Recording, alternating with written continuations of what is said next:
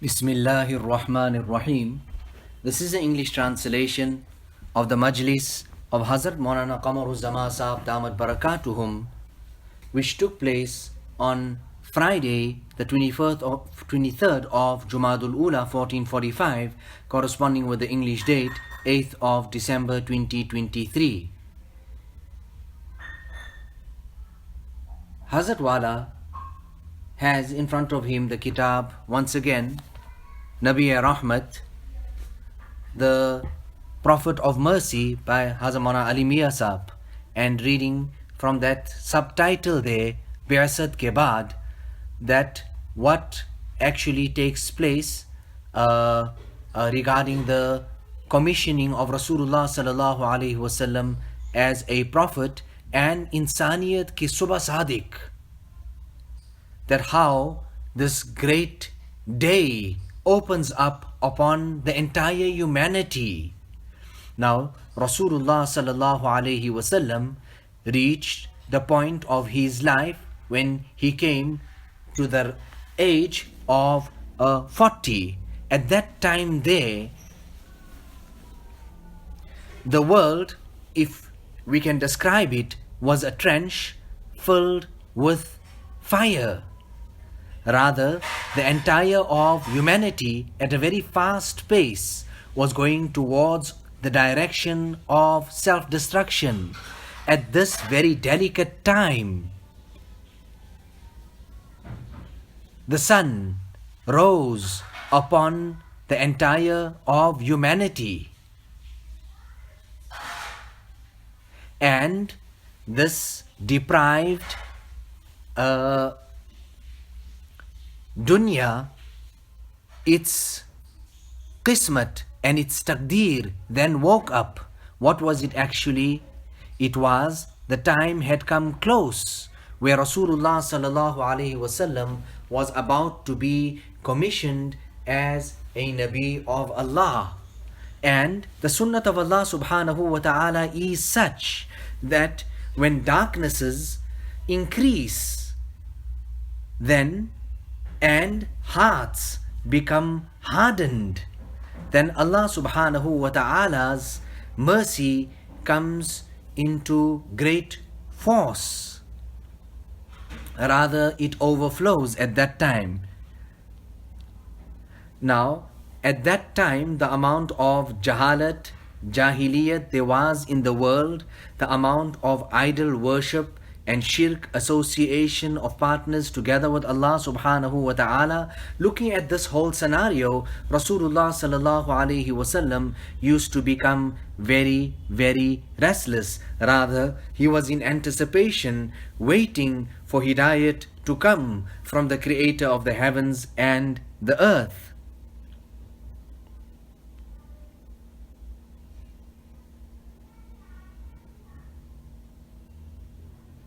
It actually seemed that some force was behind Rasulullah sallallahu alaihi wasallam and moving him in a particular direction, a force and a power from the unseen that was guiding him and preparing him for this great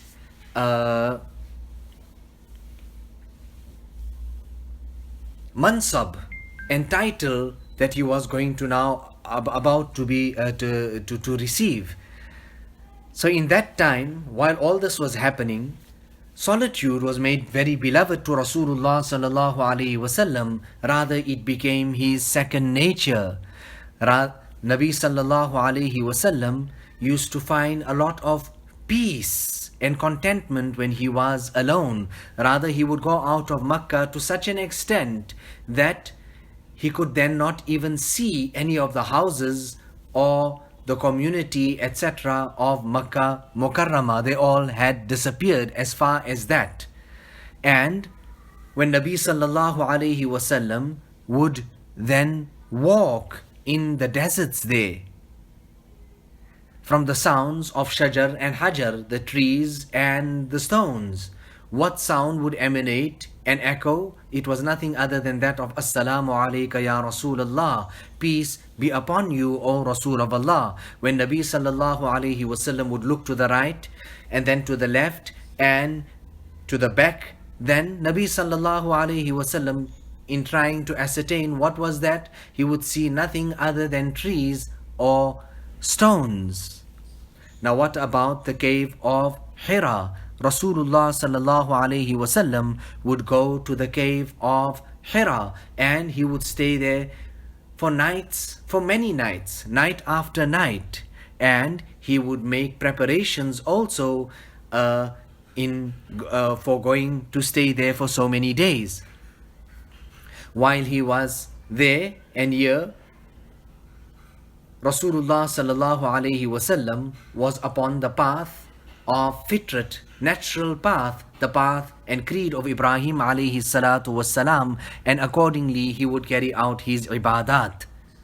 Regarding Rasulullah sallallahu alaihi wasallam being commissioned as a Nabi, while Rasulullah sallallahu alaihi wasallam was in the cave of Hira, a time and that golden and blessed moment eventually came.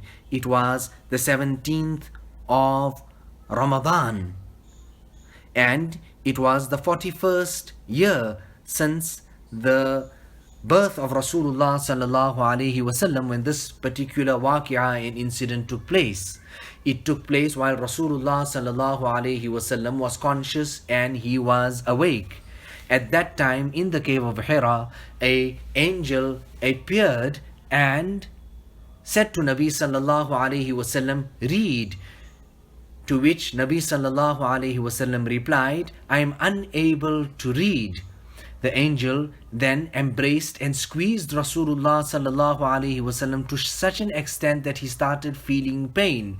Thereafter he released him. He then again said, "Read," due to which Nabi sallallahu alaihi wasallam said, "I am unable to do it, I am unlettered."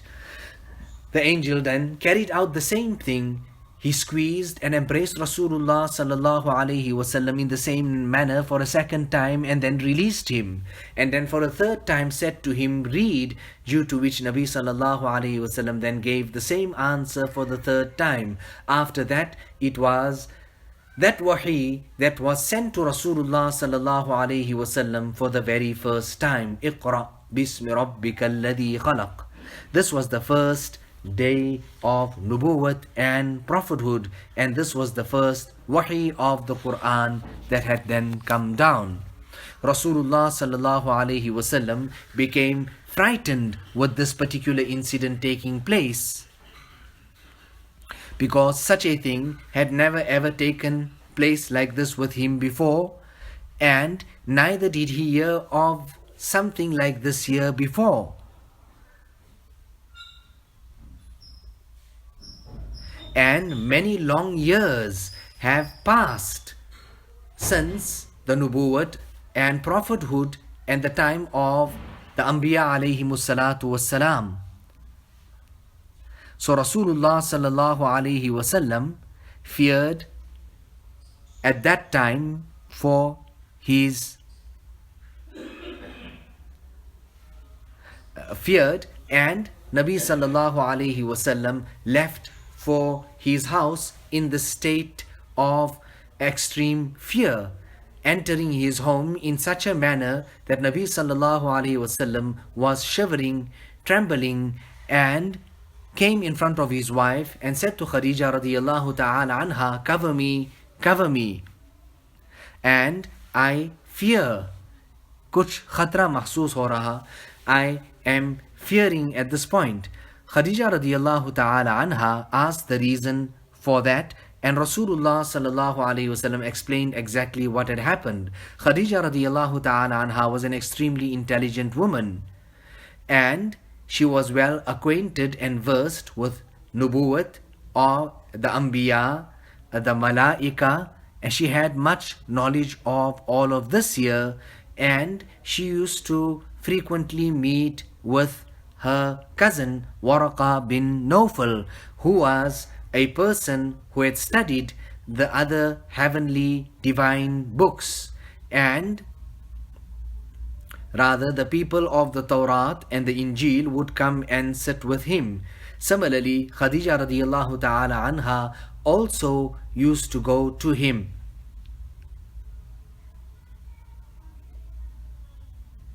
Khadija radiallahu ta'ala anha also was or showed abhorrence to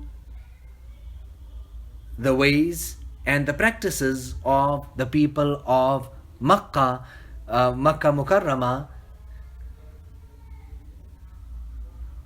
meaning any person who had any type of fitrat salim and zehn mustaqim, who was well orientated and who was upon the natural path and natural path from the side of Allah subhanahu wa ta'ala, any such person would dislike those things that was done at that time by the people of Makkah. Khadija radiallahu ta'ala anha, being in the nikah of Rasulullah sallallahu alayhi wasallam and with him all the time, she was well acquainted with the external and the internal of Rasulullah sallallahu alayhi wasallam.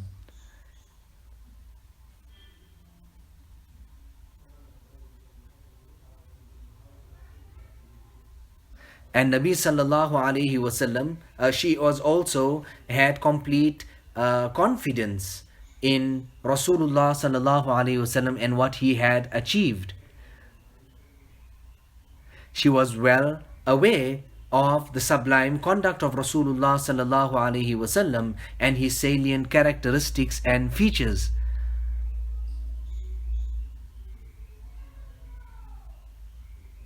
And she knew well that the tawfiq and the help from the side of Allah subhanahu wa ta'ala was at every given moment. He was a special and a chosen servant of Allah subhanahu wa ta'ala.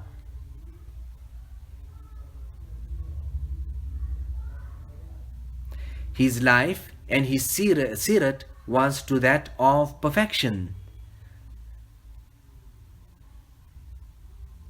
And she knew well a person with these type of qualities and this type of life could not be touched by that of jinn, shaitan, or any type of evil or magic.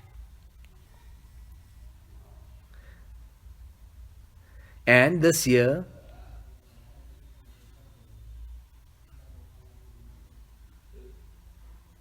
she understood well that he couldn't be harmed in any way, and this is far from the wisdom and the rahmat and the shafqat of Allah subhanahu wa ta'ala that something like that would happen to him. So with much confidence and faith, she uttered those words at that time when Rasulullah sallallahu alaihi wasallam related this entire incident, that never ever, by the qasam of Allah, Allah will never disgrace you. You are the one who joins family ties. You are the one who lightens the burden of those who are overburdened. And you are always coming to the help of the needy. You are one who is always hospitable to one's guests. And in the path of Allah, you are the one who, in the path of truth, who removes difficulties and assist people. Nevertheless, Khadija radiallahu ta'ala anha, with this type of fitrat and this type of aql, and with her tajruba and with her experience and what she was acquainted with, she took Rasulullah sallallahu alaihi wasallam to her cousin Waraqa bin Nawfal, because at this time here she couldn't understand that who would I take mashwara from and what would I do now. So she takes Rasulullah sallallahu alaihi wasallam to her cousin, and when Nabi sallallahu alaihi wasallam arrived there and related the entire incident, after listening to all of this here, Waraqa bin Nawfal then says that I take a qasam in that Zat and being in whose control my life is, that you are the Nabi of this Ummah, and that very creature and angel that you are talking about is the very great angel that came to Musa alayhi salatu wassalam. A time will come upon you when people will belie you.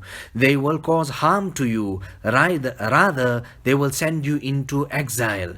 They would remove you from this place of yours. Rather, they would wage war upon you. When Nabi sallallahu alaihi wasallam heard this year, and he was astonished that would they remove me? Would they send me into exile? He was astonished about that because Nabi Sallallahu Alaihi Wasallam understood his own status amongst the Quraysh. He understood that their tongue would never ever become tired regarding those titles and those praises they lauded upon him of Sadiq and Amin, the most truthful and the most trustworthy.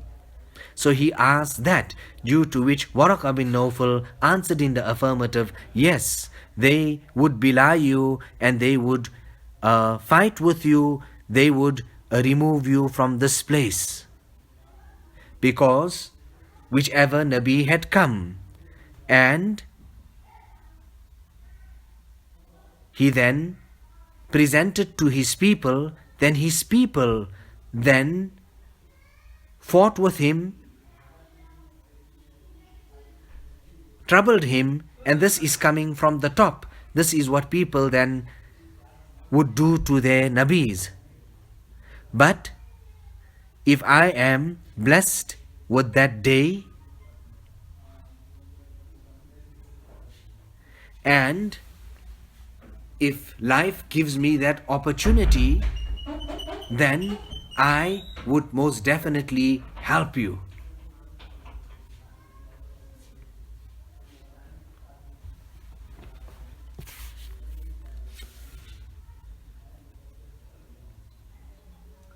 Hazrat Walam then makes dua that Allah subhanahu wa ta'ala keep the Muslims steadfast.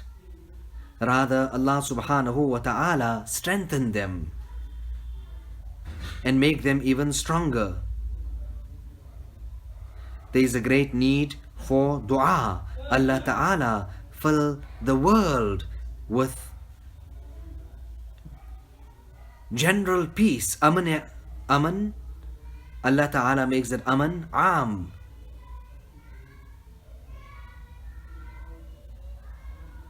And Allah Subhanahu wa Ta'ala give us the tawfiq and the hidayat of staying and living in a most beautiful way. People are in much pareshani and in difficulty on an individual capacity and in a collective way as well.